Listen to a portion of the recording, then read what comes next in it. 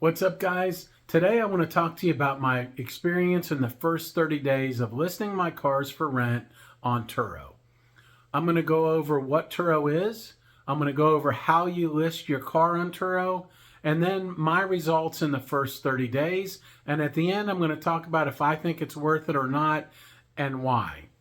So comment below if you have any thoughts on Turo, if you like the idea of renting your car to somebody else or not, and why.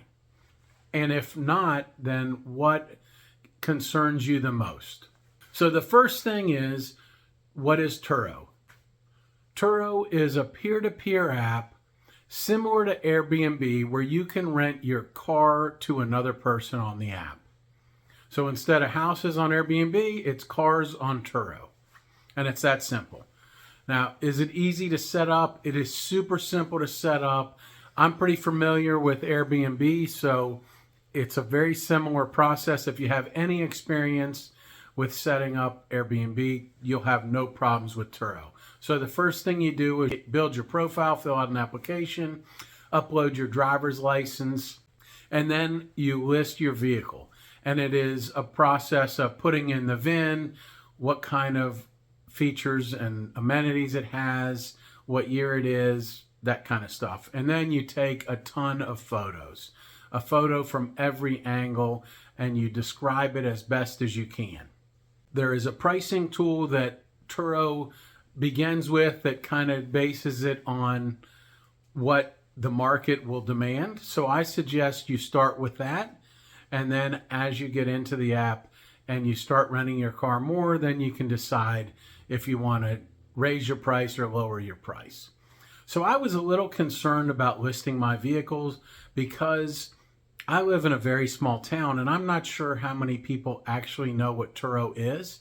When I looked on the site, there were only 3 cars on Turo in Charleston, West Virginia.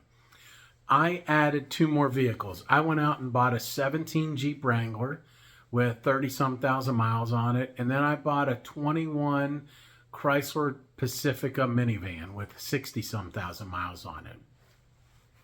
My first day that I had the Jeep on the app, March 3rd, it rented. It's actually still rented over 45 days later. And then I added the van 2 weeks later because I was traveling and I wasn't sure what to expect.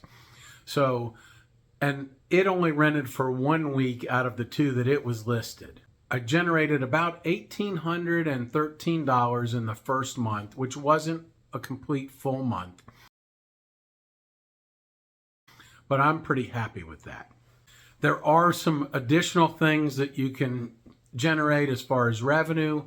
You can ask for prepaid fuel. So if somebody wants to pay you $60 up front, for example, instead of filling the car up and returning it full, you can charge for any other kind of amenities, like you can charge $10 for a cooler, you can charge for a car seat, that kind of stuff.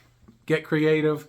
So as soon as I rented my vehicle, I really wasn't sure what to do. So the Turo app is really inclusive on what you need to do. You have to clean the vehicle. And then there's a short video on what areas you need to sanitize or disinfect, which are considered high touch areas, like the steering wheel, the windows, the door handles, the window controls, that kind of stuff, the gear shifter. So you disinfect all that kind of stuff. Make sure the car is washed and cleaned. And then you just set up a time for the person that rented your vehicle to come. It's really great how they set this up, and they've thought through everything.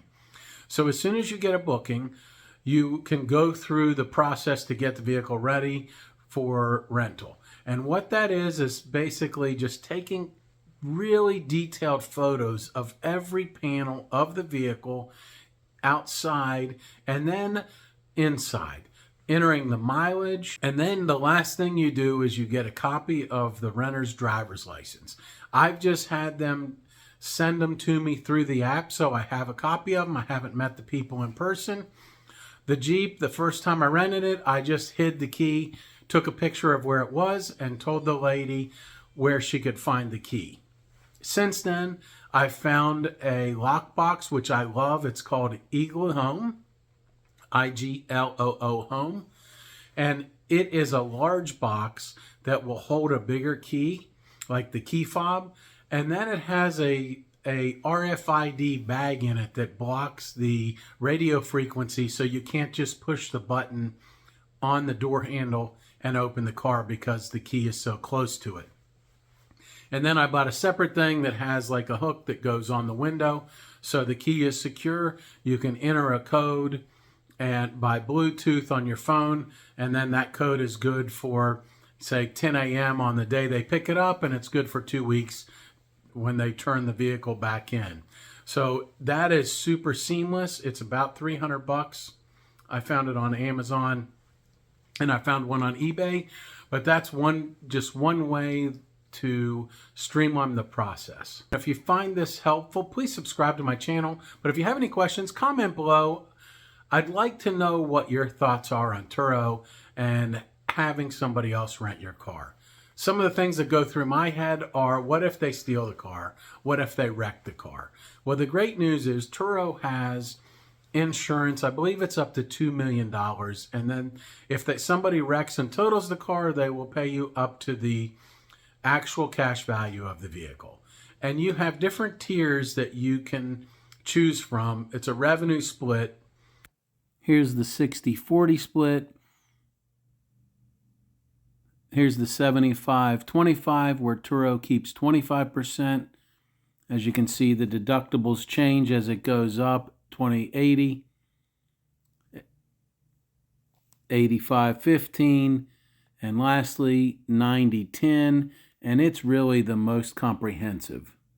The 90-10 plan has a $2,500 deductible and $750,000 in coverage. 90-10 split, which is what I did, but I have exposure of up to $2,500 or $3,500, which I'm okay with that. If they wreck the car and total it, that's my exposure, but I wanted to have that additional percentage of profit, so taking 90% of what is generated instead of 75%. Please subscribe to my channel if this information is helpful to you, and then that way you'll be notified every time I upload a new video. I plan on taking you through my entire process as I learn more about Turo and how it works. I'll upload more videos. I've already bought a couple more vehicles that I'm going to put on there, more of economical and lower price vehicles, so we'll see how that does. So the bottom line is, I bought these vehicles, someone else is paying the payment for them, and then at the end of the day, I still have the asset of the vehicle that I can sell, and that will be additional profit. Yes, you have to buy the vehicle in my case. Or if you have a vehicle you don't use very often, or if you have two vehicles, this is a great way to turn a depreciating asset into an asset that is producing cash flow and income for you.